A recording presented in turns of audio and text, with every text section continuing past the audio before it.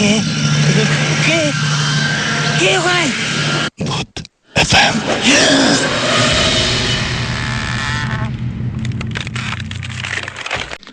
খন্দকার সাকাত হোসেন, আমরা দুইজন আপনার ডিউটি শেষ করে ক্যাম্পে ফেরত আসছিলাম, ট্রেনিং সেন্টারে ক্যাম্পে।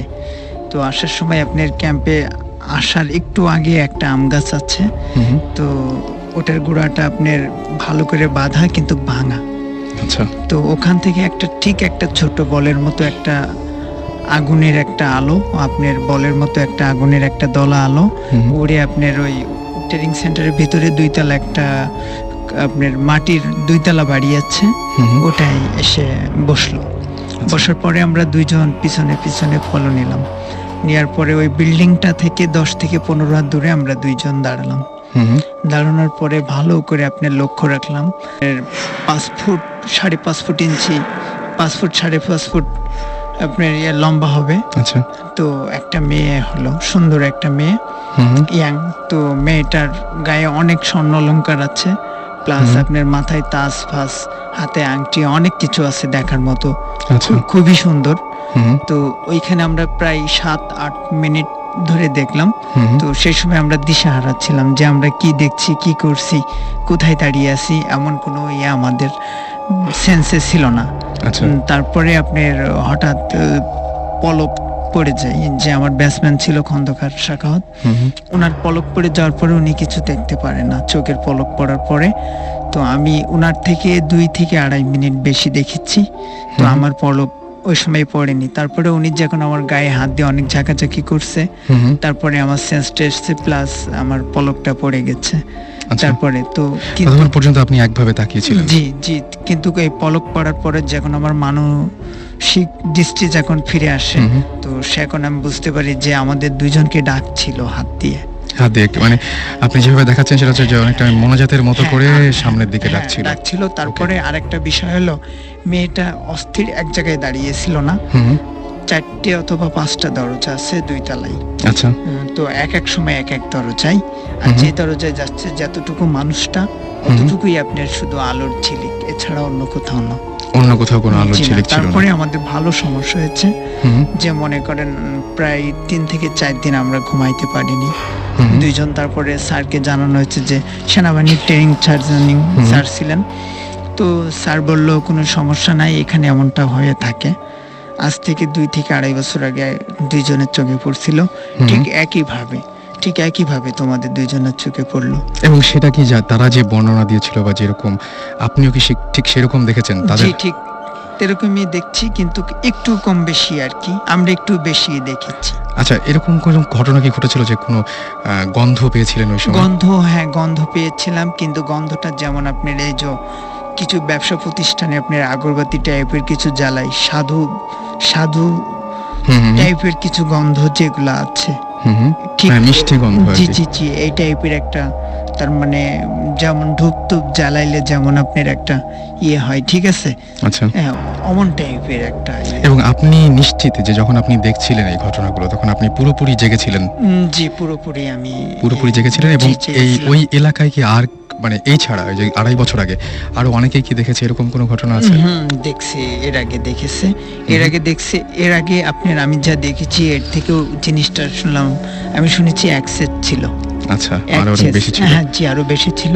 কিন্তু সেই সময় আপনার ওই বাড়ির ভিতরে আপনার হিন্দুদের বাস ছিল, তিনারা এখন নাই। যে পরে যেটা শুনেছি নেক্সট টাইমে ওনারা ভারতে চলে গেছেন, ওই পোড়া জমি জায়গা বেচে দিয়ে, এই জন্য এখন অনেক কম দেখা যায়। আচ্ছা, পরবর্তীতে আপনার কখনো সমস্যা হয়নি?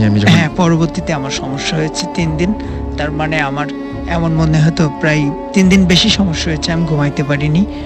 আর আমি প্রায় 15 থেকে 20 দিন মনে করেন আমি চোখের পাতা বুঝলেই ওই দৃশ্য আমার সামনে চলে। আপনার কোনো ক্ষতি করেনি সে? জি না, আমার কোনো ক্ষতি করেনি। এই জন্য যে আমরা শুনছিলাম, জিবরান ভাই একদিন বলছিলেন আমাদেরকে, জিবরান ভাই এবং সুমন ভাই আমাদের সাথে কথা বলছিলেন এবং বলছিলেন যে সমস্ত মানে এই সুবাসের ব্যাপারটা আর কি, যেটা সাধারণত এরকম মিষ্টি সুবাস পাওয়া যায় গুড স্পিরিট, তারা ক্ষতি করে না, কিন্তু দেখা যায়। আপনি ওই সময় কি ভয় পেয়েছিলেন?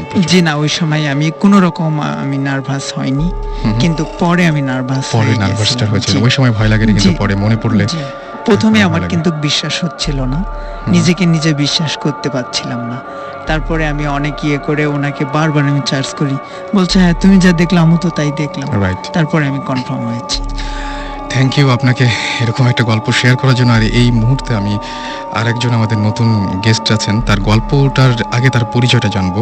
দুজন আছেন, ইনফ্যাক্ট আজকে আরও দুজন নতুন আমাদের সাথে জয়েন করেছেন, তাদের পরিচয়গুলো আমরা জেনে নেব এবং তারপরে একটা সময় তাদের গল্পগুলো শুনবো। আপনার পরিচয়টা একটু বলবেন প্লিজ। থ্যাংকস রাসেল। আমার নাম সর্দার নিয়ামুল ইসলাম, আমার নিকনেম সুমন। আচ্ছা, আমি আইএফসি ওয়ার্ল্ড ব্যাংক গ্রুপে কাজ করি। হুম হুম। ঘটনা আমি যেটা আজকে শেয়ার করব সেই ঘটনাটা আমরা আর একটু পরে শুনবো। আচ্ছা, ওকে, সেই ঘটনাটা আমরা পরে শুনবো। এর মাঝখানে আরেকজন গেস্ট রয়েছেন আমাদের নতুন, আমাদের সাথে জয়েন করেছেন, তার পরিচয়টা আমরা জানবো। Thank you, Russell, and hello to everyone. আমার নাম রিয়া, আমি ম্যাক অ্যাডভার্টাইজিং এ আছি, and that's Okay. also an ad agency, and Okay. I'm working as a client services manager. Okay, So আজকে I'm here to join your adda and also accompanying my friends who are working in Buddhist. Okay. So সবার সাথে বসে গল্পগুজব করার জন্যই আসা। Basically আমরা এখানে ভূতের গল্পগুলোই করি এবং আমাদের সঙ্গে সাকিব ভাই আছেন। সাকিব ভাই, আজকে কি কি অবস্থা বলেন একটু। আজকে খুব ভালো অবস্থা। আজকে যে স্টোরি দিয়ে শুরু করলাম, হুম, এরকম যদি রাতে আমার হয় তাহলে আমি অনেক ভয় পাবো। আমি স্যালুট জানাই যে আপনি ভয় পান নাই। সেটাই আমার শুনেই ভয় লাগছিল কিছুটা। আমি শুনে খুব অবাক হয়েছি, কিন্তু উনি পরে ভয় পেয়েছিলেন এটা বলেছেন অবশ্য। এটাও কিন্তু একটা বেশ ইউজুয়াল আর কি, মানে পরে, মানে ওই সময় হয়তো ঘোরের মধ্যে থাকে, পরে হয়তো ভয়টা পায়। রাইট, তো আমরা একটা ব্রেকে যাই না, একটা ব্রেকে যে তারপরে আমরা গল্পে ফিরে আসবো কিছুক্ষণ, একটা খুব অল্প একটা ব্রেক। শেষ আলাপ পরামর্শের জন্য, কোনো প্রবলেমের সমাধানের জন্য। তো আমি এরকম ভালো দেখেছি, জেনুইনও দেখেছি, আবার ফেকও অনেক দেখেছি। তো মাথায় সবসময় আগে ফেকটা দিয়ে চিন্তা করতাম যে না, আগে দেখি কোথায় ফাঁকফোকর আছে, কি ব্যাপার।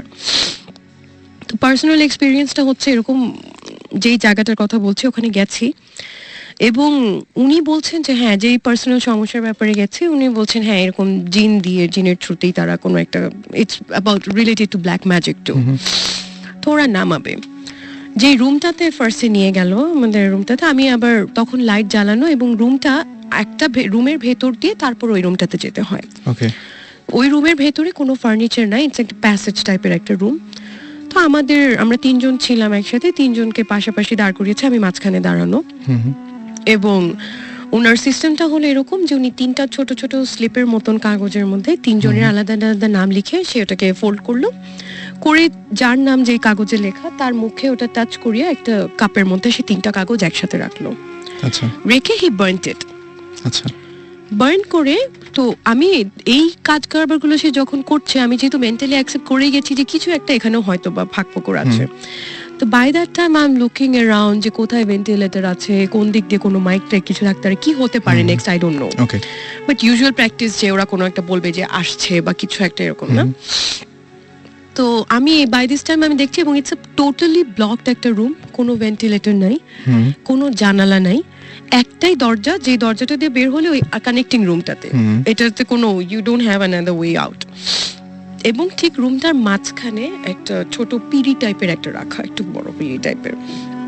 তো সমস্যা যেহেতু আমার এবং আমার সাথে যারা গেছেন তাদের বিশ্বাস যে এখানে কিছু একটা হবে, আমি গেছি তাদের সাথে ওখানে তাদেরকে কোম্পানি দেওয়ার জন্য, ঠিক আছে। তো ওখানে জ্বালিয়ে ওই স্লিপটা জ্বালানোর পরে আমাকে ওখানে বসালো, বসিয়ে আমাকে বলল যে তুমি যে ওড়নাটা পরে আছো এই ওড়নাটাকে জাস্ট ভাঁজ করে সামনে, মানে ওড়না গায়ে আছে বাট একটু স্প্রেড করে সামনে হাতের উপর রাখা, করে লাইটটা অফ করে দিয়ে তারা জাস্ট ওই রুমটার যে ডোর স্টেপ, এই এক্স্যাক্টলি ওই ডোর স্টেপেই তারা গিয়ে বসে আছে। আচ্ছা, এবং এই রুমের লাইট বন্ধ, বাট পাশের রুমে কিন্তু টিউব লাইট জ্বলছে। এবং আমি ওই লাইটের কিছুটা হলেও আলো, এবং রুমটা, এই রুমে যে রুমে আমি বসে আছি ওই রুমটা খুব বড় না, তো একটা মোটামুটি আলো আধারের। এন্ড আই নো যে এরা বের হয়ে গেছে এবং ওরা বাইরে বসে আছে, আমি ওদের শ্যাডো দেখতে পাচ্ছি। তো জাস্ট বাইরে থেকে আমাকে বললো যে তুমি স্থির থেকো, কোনো রকম ভয় পেও না। এখন ঘরটার মধ্যে একদম পুরোপুরি আপনি এখন একা। জাস্ট রুমটা আমি আপনাকে বলি হয়তো 4 ফিট বাই 8 ফিট টাইপের একটা রুম। আচ্ছা, হ্যাঁ, এবং আমি লম্বালম্বি ভাবে দাঁড়িয়ে বসে আছি ঠিক মাঝখানে, এবং দরজাটা হচ্ছে আমার সামনে ডান দিকে, এবং ঘরের মধ্যে কোনো আলো নেই। ঘরে ওই পাশের রুমে আলো জ্বলছে এবং ওই রুমের আলো কিছুটা হলে আসছে।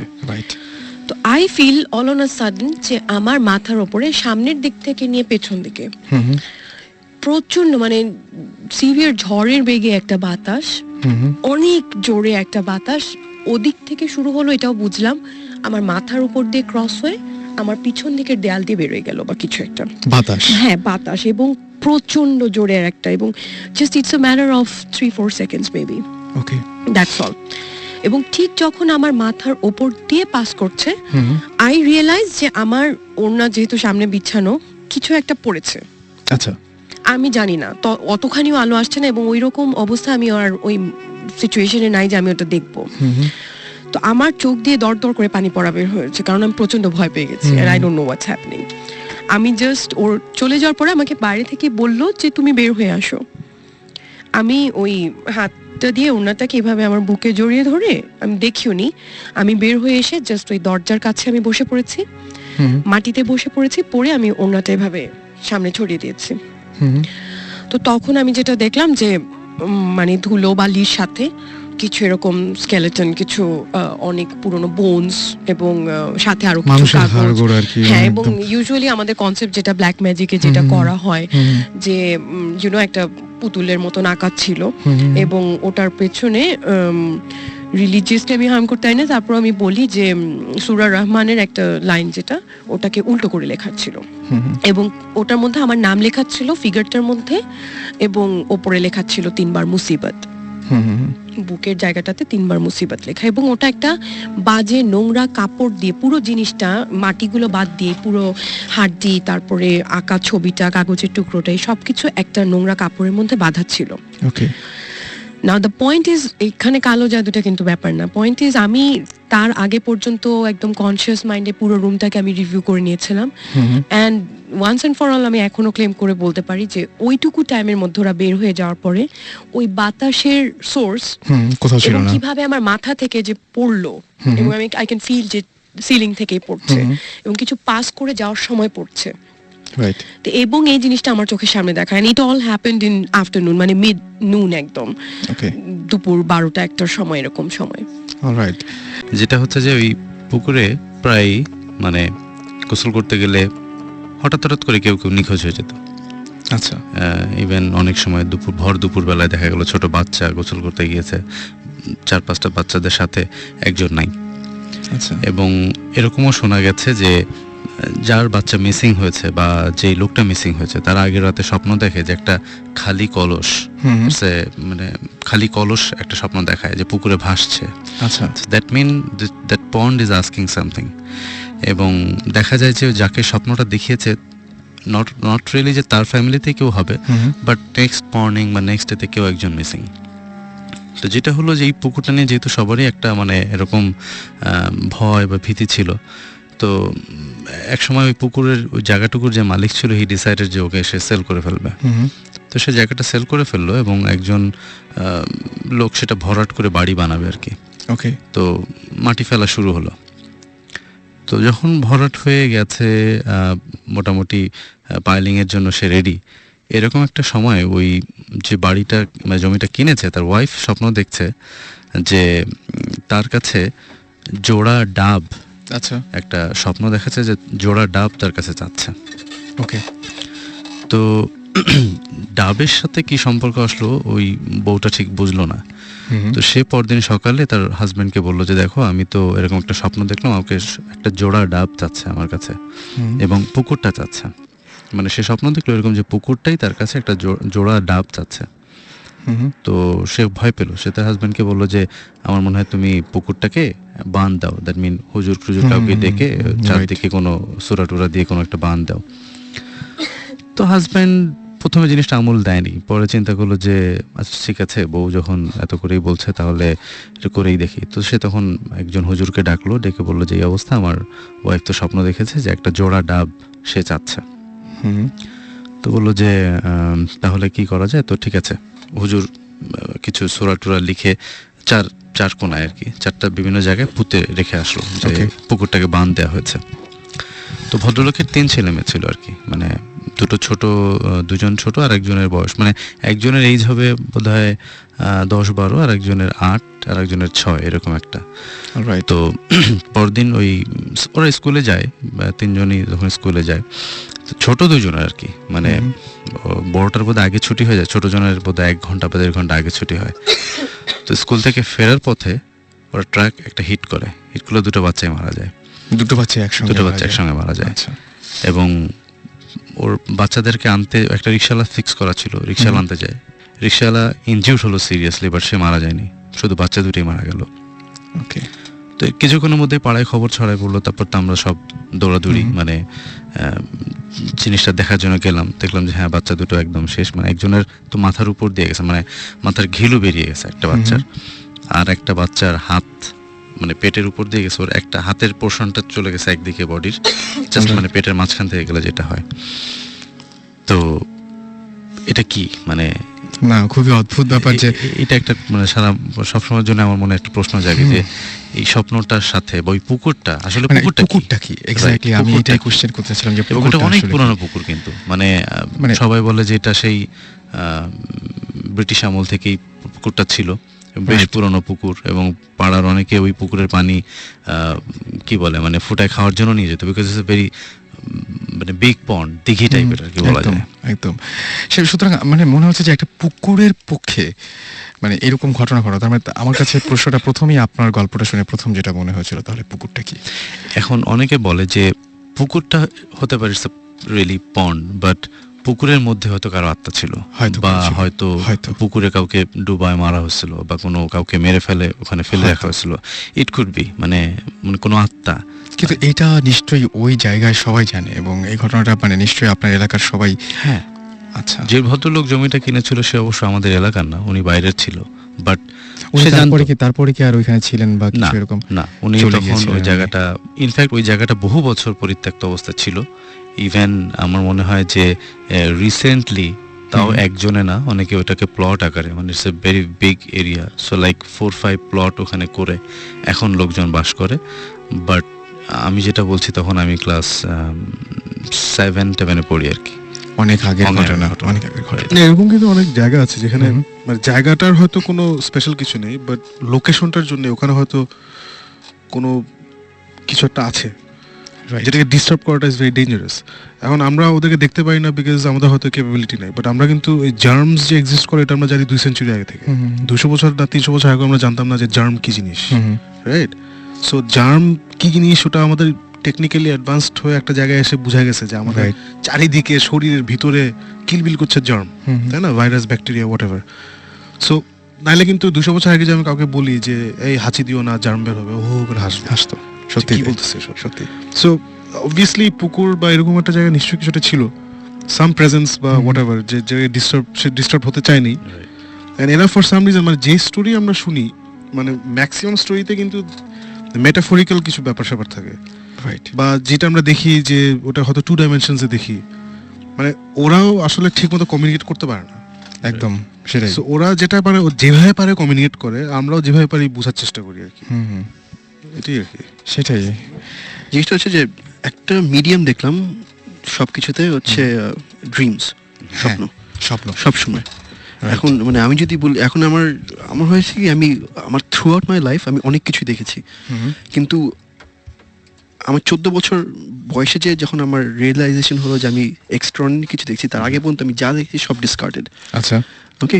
সো থিংস লাইক যেমন আমার জন্ম চিটাগংয়ের দেব পাহাড়ে। ওকে।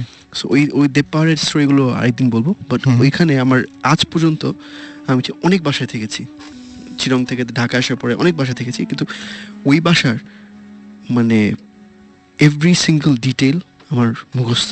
অ্যান্ড আমি বাসা ছেড়েছি বোধহয় 3 বছর বয়সে, 4 বছর বয়সে আমি ছেড়ে দিয়েছি। 5 বছর বয়সে আমার একটা ড্রিম দেখা, কিন্তু with sound very odd, but আমরা সবাই দেখেছি না আর্মাগেডন, তারপর ডিপ ইম্প্যাক্ট, এগুলো ইয়ে। সো এখন এসে আমি রিয়েলাইজ করি যে যখন এগুলো দেখি তো আমি তো I have seen this before. Déjà vu টাইপের একটা ব্যাপার। হ্যাঁ, ডেজাভু না, মানে এই সিনটা কি আমি বলি, আমি দেপার ছাড়ার পরে আই ইউজ টু হ্যাভ অনেক খারাপ স্বপ্ন ওই বাসা নিয়ে। খারাপ স্বপ্ন মানে অনেক জিনিস দেখতাম যেটা আমি বুঝতাম না। এমন একটা হয়েছে যে আমরা সবাই বাসায় বসে আছি, স্বপ্ন দেখছি যে হঠাৎ একটা নিউজ আসলো যে কিছু একটা হচ্ছে বাইরে, সবাই বের হয়ে গেছে বাসা থেকে। সো আমার আব্বার একটা ভোক্সওয়াগন ছিল তখন, সো ভোক্সওয়াগন নিয়ে আমরা বেরিয়ে গেছি। ওকে। ভোক্সওয়াগনে বেরিয়ে যাওয়ার পরে আমরা সামনে একটা বাজার ছিল, বাজারে এসে থামছি, আর তখন রাত, মানে আমি বুঝতে যে গভীর রাত, কিন্তু চারপাশে তখন আমার তো ইয়ে নাই, মানে বাইরে থাকার এত রাত জেগে থাকার ইয়ে নেই। So, সবাই মানুষ কিলবিল করছে এরকম সব, আমি তো লাইক ওয়াও, এত রাত্রে সবাই উপরে তাকায় আছে। ওকে। সো আমি বলছি কেন, আমি তো গাড়ির ওই জানলার উইন্ডো সিটে বসে আমি তাকিয়ে আছি, সবাই উপরে তাকায় দেখলাম যে অ্যাস্টেরয়েড টাইপের এমন একটা কিছু সোজা আমাদের উপর আসছে। আচ্ছা। আর এই মানে এই জিনিসটা আমি অ্যাস্টেরয়েড জানতামও না কি আনটিল এই ইয়ে পরে ক্লাস 5-6 এর পরে। সো আমি তখন তো দের ইজ নো পয়েন্ট, তখন কোনো সিনেমাও বেরোয়নি, এগুলো কিছু বেরোয়নি, তখন আমি দেখছি যে সেই সময় তখন আমি নিচে তাকিয়ে দেখলাম যে আমি তখন বুঝছি না এটা কি, what is coming this way. আমি পাশে তাকিয়ে দেখি আমাদের যত মানুষ ছিল আশেপাশে সবাই মানে as if they're frozen in time. আচ্ছা আচ্ছা। আর তখন নয় কিছু ওই বয়সে যে মানে একটা অর্থিন না যে সবাই আটকে উপরে তাকিয়ে মানে অ্যাজ ইফ কেউ পজ করে দিয়েছে। সো ওই ফিলিংটা যে something stopping and there is nothing you can do and you are the only person যে এখানে আছে যে নড়তে পারে। এবং আমি দেখছি যে SMS এর মধ্যেও অনেকে বলছেন, মিজান যেরকম আমাদের বলেছেন যে তিনি একটা বাসায় থাকেন যে বাসাতে অনেক অদ্ভুত ঘটনা ঘটে, এটা পুরনো বাড়ি এবং হিন্দুদের বাড়ি, সেই বাড়িটাতে একটা অনেক অনেক অনেক এরকম টাইপের ঘটনা ঘটে। আমাদেরকে আরও SMS করেছেন, দেখতে পাচ্ছি এখানে উৎসব, দেব, নয়ন, মুস্তাফিজ আমাদের SMS করেছেন, নোবেল, তারপরে আমাদের SMS করেছেন নাথ, এমডি নাথ, এছাড়াও KM শহীদুল SMS করেছেন, নবনী, এছাড়াও SMS করেছেন শান্ত। আমরা এই SMS গুলা কি মানে সামহাউ অ্যাড্রেস করতে পারি নেক্সট শোতে? আমরা অনেক SMS আসছে, আমরা ওগুলো কিন্তু পড়ার টাইম পাচ্ছি না, আমরা টাইম নিজেরাই এত বকবক, হ্যাঁ আমরা নিজেরা এত বেশি কথা বলছি যে পাচ্ছি না আসলে কথা, মানে আর ব্যাপারগুলো এত ইন্টারেস্টিং ছিল হ্যাঁ যে আমরা আসলে ছাড়তেও পারছিলাম না, আমাদের শুনতে ইচ্ছে আসলে ইন্টারেস্টিং হবে, সবার গল্পগুলো এত মজার। সো এই SMS গুলো যদি আমরা একটু ঘাটিয়ে দেখে নেক্সট শোতে একটু অ্যাড্রেস করতে পারি, আই থিঙ্ক ইন্টারেস্টিং হবে। রাইট। এবং আমার কাছে যেটা মনে হয় যে অনেকেই SMS এর মধ্যে বলার চেষ্টা করেছেন কিন্তু SMS এ পুরোটা আসেনি। হ্যাঁ, কিন্তু ঘটনাটা সত্যি যে অনেকগুলো SMS আমরা দেখতে পাচ্ছি। আজকের হাতে সময় নেই, আমাদের শেষ করতে হবে, আর কথা হবে আবারও ঠিক আগামী শুক্রবারে, ঠিক সকাল বলছি আমি, রাত 11:59। আচ্ছা রাসেল, আজকে কিন্তু একটা মজার ব্যাপার ঘটেছে, সুমন ভাই আমাদের সাথে নেই কিন্তু সুমন ভাই কিন্তু আছে। আমি এটা লাস্টে বলতে চাইছিলাম যে সুমন ভাই এখানে নাই, কিন্তু খুব একটা কোইন্সিডেন্স, একটা অদ্ভুত একটা কোইন্সিডেন্স। সুমন ভাই ইনফ্যাক্ট আছে, কোথায় আছে আমি একটু বলতে চাই। আচ্ছা বলেন। নট অন এই মুহূর্তে না, মানে এখন তো দিনের বেলা, মানে নট অনলি সে আমেরিকাতে, সে এখন মানে আজকে এখন তো ওদের দিন, আজকে রাতে he is joining ghost hunters এর team in an official investigation of a lunatic asylum, যেটা সে বলেছিল ওকে যাওয়ার আগে, ওকে সেটা আজকে ঘটবে। সুতরাং আমাদের শোটাও ভূত FM ওই দিনই হলো। ওকে, আমরা শেষ করি। থ্যাংক ইউ সাকিব ভাই, আপনি লাস্টে কিছু যদি একটু। না, thank you Russell, I think you did a really good job of conducting this show. Thank you Suman ভাই, and মাসুদ ভাই তো আছে। সাকিব ভাই, আমার কাছে মানে ব্যাপারটা আপনার যেটা বললেন খুবই অদ্ভুত একটা গল্প, এবং সেই গল্পগুলো প্লাস আজকে সুমন ভাই এসেছিলেন, সব গল্পগুলো আছে একটু অন্যরকম ছিল, তাই না? মানে আজকে দেখলাম যে হ্যাঁ, আজকে যেমন সুমন ভাই যে গল্পে there was a physical একটা জিনিস উনি দেখেছেন এবং ফিল করে, একটা তো স্বপ্ন দেখেছেন, অন্যটা কবরস্থানে দেখেছেন, এরকম আমি সামনাসামনি অনেক কম মানুষ চিনি যারা এরকম দেখেছেন আর কি। তো দ্যাট ওয়াজ ভেরি ইন্টারেস্টিং। আর আজকের থিমটা বেশ স্বপ্ন সেন্ট্রিক একটা থিম হয়ে গেল, স্বপ্ন, জিন, এবং মানে সবচেয়ে বড় কথা যে সেটার সাথে বাস্তবতার একটা বিল ছিল, যেটা হচ্ছে যে দেখে এসছে সেটা ঘটেছে বা এরকম কিছু একটা। যাই হোক, কথা হবে আবারও আগামী শুক্রবার ঠিক 11:59। আমাদের মনে হয় কিছু বলতে যাচ্ছেন। আমরা আসলে মিস করছি SMS গুলো, অসংখ্য SMS, এবং সেই SMS গুলো আমরা মিস করছি। Thank you very much. Thank you, অনেক ধন্যবাদ। আমার খুব ভালো লাগলো, অনেক ভয় পাবো এখন হয়তো বাসায় গিয়ে, জানি না, বাট আড্ডাটা খুব জমেছিল। এবং thank you to radio 4 and ভূতিস্ট। জমেছিল না বলো, ভয়ঙ্কর হয়েছিল সেটাই।